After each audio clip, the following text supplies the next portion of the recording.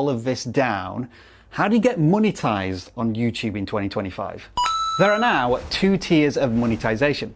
And yes, that is a little confusing, so I'll walk you through it. First up is tier 1, and it's a earlier access to monetization than what was previously available. And it's otherwise known as the tip jar. This is where you unlock features such as super thanks, super chats, and channel memberships. Basically, at this stage, YouTube is giving you the tools to ask your audience to send you a little bit of money and say, good job, champ. And these are the requirements you need to reach for the first stage of monetization. First up, you'll need 500 subscribers, and there is no time limit on how quickly or how slowly you get those 500 subscribers. You'll also need to publish 3 videos over a 90-day period, and I'm pretty sure that everybody can do that. But then we have the much harder requirements to achieve. You will need at least 3,000 watch hours in the last 12 months on your long form videos, or 3 million shorts views over a 90-day period. Now, I've tried to explain how watch time works for monetization a billion times on this channel, and people still don't seem to get it, so I'm completely disowning any responsibility for it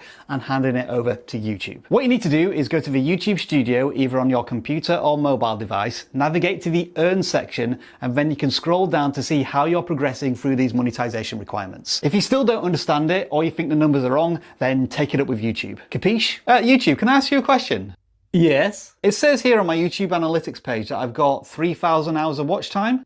Yes. But on the monetization page, it only says I've got 2,500 hours of watch time. Yes. So which is right? Yes.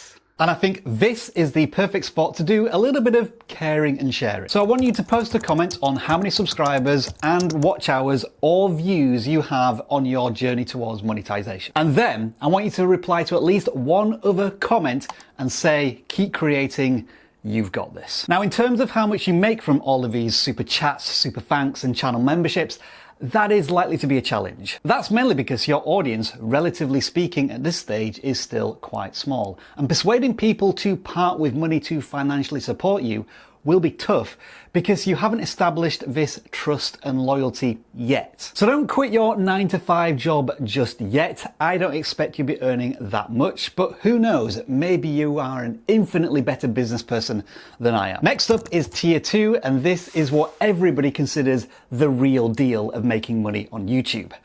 Passively anyway. We're talking about YouTube Premium and ad revenue, where every single view could result in you earning a few cents. And the best thing is you simply flick a switch and YouTube takes care of the rest, along with 45% of the revenue. Anyway, you will need 1,000 subscribers, again no time limit on that, and then either 4,000 public watch hours over the past year, or 10 million shorts views in the past 90 days. Wait, what? Did you just say 10 million shorts views? Yes. Yes, I did. In 3 months. Well, more accurately, it's 90 days. Do you not think that's a little unrealistic? Yes. So how do you pick your path? Which is easier, long form content or YouTube shorts? If you're good at creating curiosity, building tension, raising stakes, having deep and meaningful conversations with your audience, then long form is probably the way to go.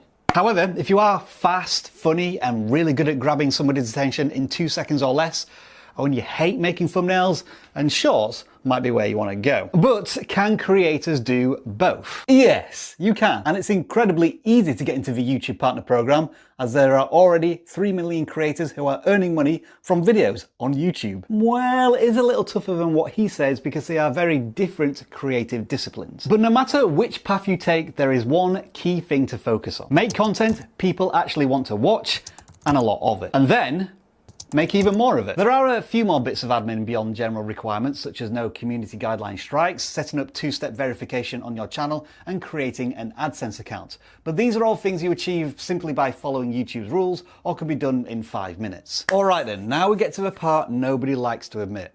Why you're stuck. And no, it's not because the algorithm is broken or YouTube is unfair. Isn't that right? Yes, we would never do such a thing. It's more likely because you're making at least one of these 3 critical mistakes. So let's break them down, and I'll give you some real examples to help you actually fix these issues. When I first started out on YouTube, I was as guilty as anybody else making this mistake. I just posted whatever I felt like. In one instance, I made a 6-minute video about unboxing a camcorder, where the focus of a thumbnail was the commemorative coin that came with it. And you can guess what happened. Nobody watched it, except for one person who wanted to know how much it was. Let me check.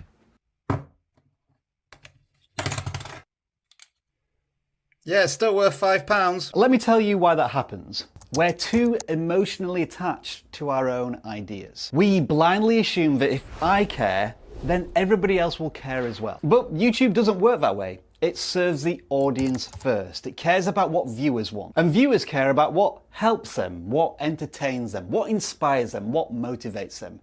And it's what the creator's usually been talking about for the last 100 videos or so. I mean, sure, maybe there are some people, a small number of people, who are interested in that camcorder and that coin. But should I get upset when the video gets only 244 views over 12 years? No. So what's the fix? Well, you find where your passion overlaps with audience demand. Use search tools from vidIQ. Have a look at the trending topics. Dig it into the comments of the big channels and what they're talking about. Hunt for patterns. And try to avoid going for that one really big idea. Instead, be specific so you can relate to a very targeted audience. For example, instead of an idea and a title which is along the lines of "Why I Love Journaling," try this. When you're more intentional, you can turn videos into series, not just one-offs, and that way you can easily attract new viewers who share the same interests each time, even though it's technically the same topic. The big takeaway is this: it isn't about abandoning your passions. It's more about reframing them for the benefit of the viewer. Ask yourself these fundamental questions every time you start to plan a video. Why would somebody click this? What's in it for them? Am I making this because I want to express myself, or because I want to help, inspire, or entertain someone else? And once you are able to flip that reframing switch, you go from a hobbyist shouting into a void to a creator building an audience. But there is another concept that we can too easily misunderstand. What do you think if I give you the advice to post consistently? You probably take it literally and assume that uploading 30 videos in 30 days is the way forward. Well, if you do that, this is how that roller coaster is probably gonna unfold. Hey guys, welcome to my channel. Don't forget to subscribe. This is day 1 of my ultra amazing super blog. Let's do this.